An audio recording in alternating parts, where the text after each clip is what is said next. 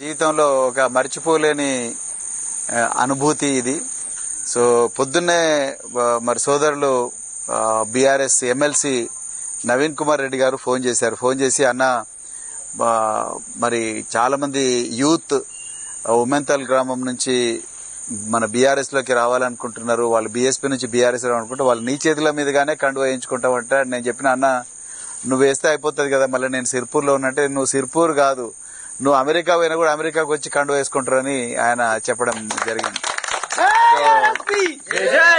నిజంగా నాకు చాలా ఆనందంగా ఉంది, గర్వంగా కూడా ఉంది. ఇలాంటి గొప్ప మరి లీడర్స్ ను తయారు చేసే కార్యక్రమంలో నాకు కూడా మరి భాగస్వామ్యం దొరికినందుకు మరి ఆ రోజు నేను ఒక ప్రత్యేకమైన పరిస్థితి లోపల బీఎస్పీని వదిలి బీఆర్ఎస్ లోకి రావడం జరిగింది. మరి కేసీఆర్ గారి నాయకత్వంలోనే అన్ని బహుజన వర్గాల అభ్యున్నతి జరుగుతుంది. ఆ జరిగే ప్రక్రియలో మరి మేమందరం కూడా, ముఖ్యంగా నేను మీ వీళ్ళందరూ కూడా కీలక భూమిక వహించాలని చెప్పి అనుకున్నాం. సో అది త్వరలోనే నిజం కాబోతున్నది. తప్పకుండా రాబోయే రోజుల్లో తెలంగాణ అంతా కూడా పెద్ద ఎత్తున కూడా మరి ఒక విప్లవం రాబోతున్నది. అందులో తప్పకుండా తెలంగాణలో మళ్లీ బీఆర్ఎస్ పార్టీ అధికారం రాబోతున్నది. కేసీఆర్ గారు ముఖ్యమంత్రి కాబోతున్నారు.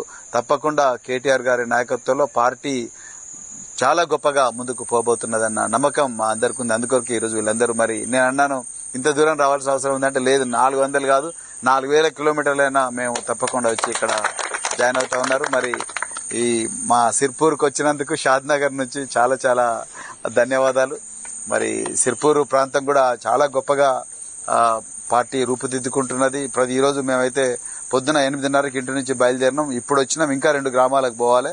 సో అంతా కూడా ఇది అటవీ ప్రాంతం, చాలా రకరకాల సంస్కృతుల మేళవింపే సిర్పూర్. ఇది ఒక మినీ ఇండియా అని చెప్పొచ్చు. బెంగాలీలు ఉంటారు, అదేవిధంగా మాలీలు ఉంటారు, తర్వాత మహర్లు ఉంటారు, తర్వాత చమర్లు ఉంటారు, తర్వాత ఇంకా ముస్లిం సోదరులు ఉంటారు, తర్వాత హిందువులు ఉంటారు, ఇంకా రకరకాల ఆదివాసీలు ఉంటారు, తర్వాత మళ్ళీ బంజారాలు ఉంటారు. అన్ని కల్చర్స్ ఈ సిర్పూర్ లో ఉంటాయి.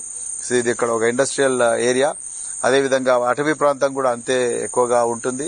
చాలా వెనుకబడ్డ ప్రాంతం, కానీ ఈ వెనుకబడ్డ ప్రాంతం మరి నన్ను హక్కున చేర్చుకున్నది. సో నేను పాలమూరులో పుట్టిన బిడ్డనప్పుడు కూడా సిర్పూర్